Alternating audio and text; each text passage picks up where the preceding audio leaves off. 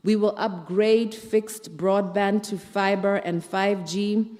We're going to enhance data management and analytics capacity. We're going to create 100,000 digital jobs and invest in data centers and resilience infrastructure to ensure service delivery reliability.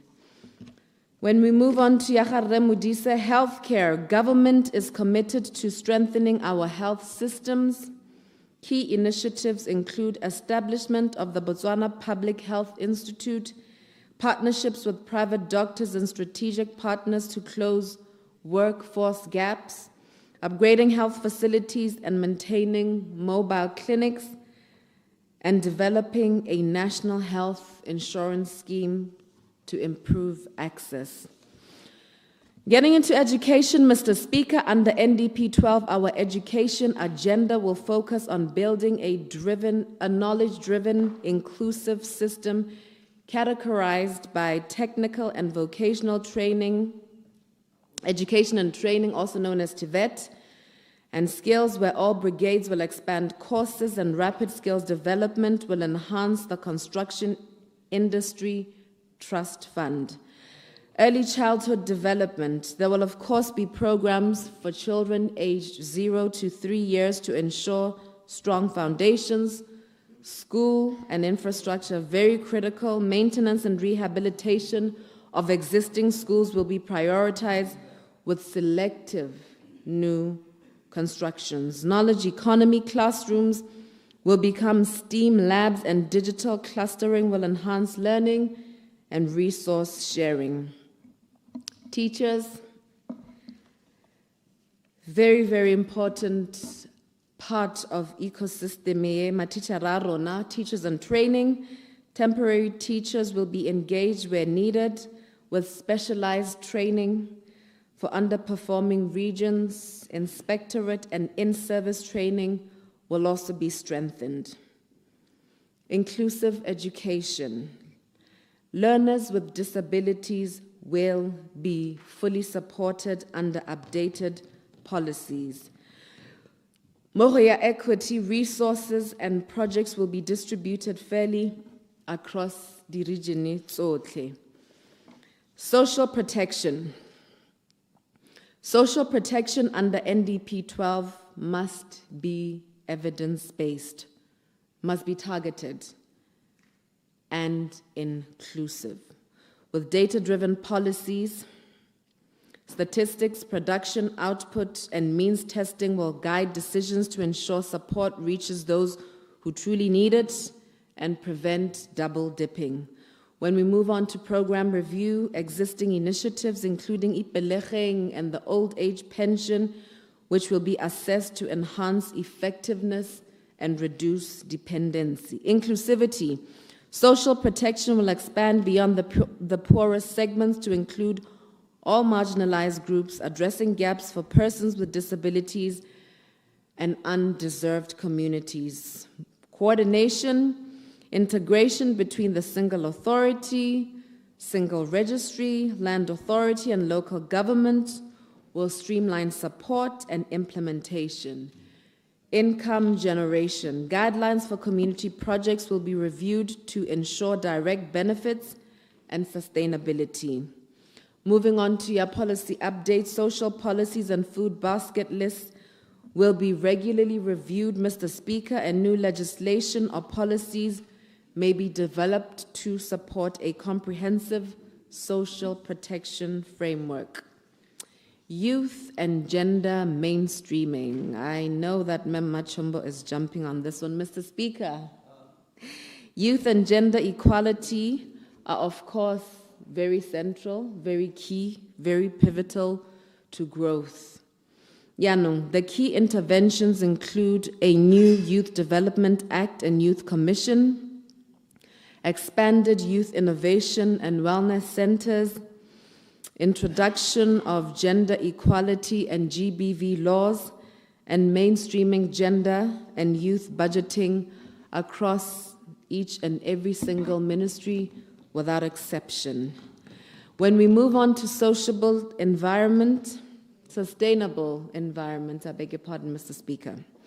Sustainable environment. Government is committed to balancing development with environmental protection. NDP 12 will therefore promote phasing out single-use plastics and promoting biodegradable options. Number 2, restoring wildlife corridors and empowering communities in conservation and leveraging green climate finance for sustainable projects. Democracy, governance, peace, and security. Government remains committed to strengthening border security and combating cross-border crime, Mr. Speaker. Illegal immigration and cross-border crime. For that, the Botswana Defence Force and Botswana Police Service are working closely to secure borders, particularly in the north, with ongoing collaboration with neighboring countries. Resource and manpower challenges are being addressed progressively. Discussions with farm owners along borderlines such as Tuli and Limpopo aim to maintain access while reducing criminal activity. Legislative agenda. NDP 12 includes reforms to strengthen legal frameworks and ensure oversight institutions operate independently, supporting transparency and good governance. Police visibility. Future strategies include decentralizing police presence by establishing smaller stations across regions to enhance community safety and responsiveness. Mr. Speaker, I am aware that some members of Parliament has discomfort as some of the proposed projects are not in the public investment program. While the PIP serves as the implementation arm of the National Development Plan, not all projects can be accommodated at the present moment. It doesn't mean they won't, we will not review, but just at the present moment, we can't do everything. So, government operates within a finite, there's no master of pronunciation, but government operates within a finite fiscal envelope. Therefore, only projects that are strategic, high impact, and affordable have been prioritized during a methodology and guidelines as outlined in National Planning Act 2024. Mr. Speaker, the process of selection and prioritization is guided by a bottom-up approach. There has been a process through which districts have been consulted to identify projects, which was then submitted to the Ministry, the Sectoral, to inform the consolidation of the PIP. Mr. Speaker, during NDP 12, implementation will be strengthened by preparing 3-feet implementation plans, which unpack, schedule, and cost all the project milestones. This will reduce ambiguity. Government will capacitate implementing agencies for implementation, trying as much as possible to match planned projects with resources, project management, contract management, procurement, and so forth. Number of personnel, transport, systems, equipment, and using innovative ways for monitoring performance and resolving problems. District and urban planning structures, lab approach, and sectoral approach. Mr. Speaker, all is not lost. Opportunities for further review of the PIP are available through midterm review, NDP 12. This is a window that accords members of Parliament to reprioritize the programs and projects mo planning yone. Mr. Speaker, in my opening remarks for Parliament debates on NDP 12, I had indicated that the total estimate cost, TEC, for the Public Investment Program, PIP, for NDP is 388,269,000,000. I now submit the NDP 12 TECs by ministry presented in million Pula as follows. The National Assembly, billions. The National Assembly, 5,886,000,000. Ministry for State President, 30,724,000,000. Ministry of Finance, 8,833,000,000. Ministry of Labor and Home Affairs, 1,091,000,000. Ministry of Lands and Agriculture, 20,850,000,000. Ministry of Child Welfare and Basic Education, 11,410,000,000 pula. Ministry of Trade and Entrepreneurship, 5,004,000,000. Ministry of Local Government and Traditional Affairs, 22,525,000,000. Ministry of Minerals and Energy, 40,111,000,000. Ministry of Health, 10,525,000,000. Administration of Justice, 672,300,000 pula.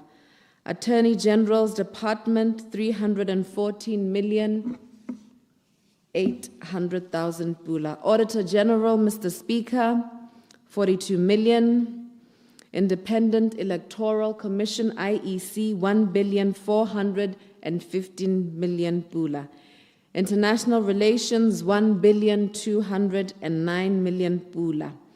The Ombudsman, 244,000,000 pula, 700,000. Ministry of Water and Human Settlements, 47,204,000,000. Ministry of Environment and Tourism, 3,898,000,000 pula. Industrial Court, 266,300,000 pula. Ministry of Youth and Gender Affairs, 650,000,000 pula, 300,000. Ministry of Transport and Infrastructure, 148 billion pula and 87 million pula. Ministry of Communications and Innovation, 10,644,000,000 pula. Ethics and Integrity Directorate, 31 million pula, 600,000. Justice and Correctional Services, 386 million pula, 100,000. Office of the Receiver, 156 million pula, 400,000. The Land Tribunal, Mr. Speaker, 143 million pula, 100,000. Higher Education, 8 billion pula, 617 million pula. Sports and Arts, 6 billion pula, 113 million pula.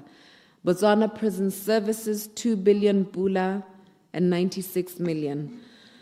Honorable Members of Parliament, please make note that the Ministry of Local Government and Traditional Affairs has earlier during its PIP presentation submitted a request for approval of 15 billion and 436 million pula. I'm proposing an increase to the submission by 6 billion and 89 million pula towards the 𝗘𝗢𝗢𝗥𝗢𝗓 program, stormwater drainage, maintenance of primary schools and primary health facilities for the ministry's TEC to become 21 billion pula, 525 million as indicated above. The Ministry of Child... Clarification. Ke utlwa o bua ka dikoketso tseo tse le go di dirang. Ne ke reng ko di boelele o ka re ga ke a di tshwara sentle bogolo jang o zero in mo go ya primary health care. Primary health care. Yeah.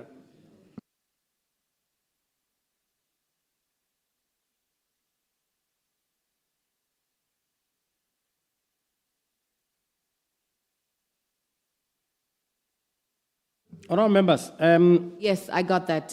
Honorable, yes, gladly. Let me go over that again. I will try to be slow. Ma? nya ne ke bona le hana hela ko nna ke se mo teng jaanong mme le tsene ka nna. My expectation was that the minister will present this uninterrupted. That's my expectation, that for all the chapters, we have had the opportunity to ask questions from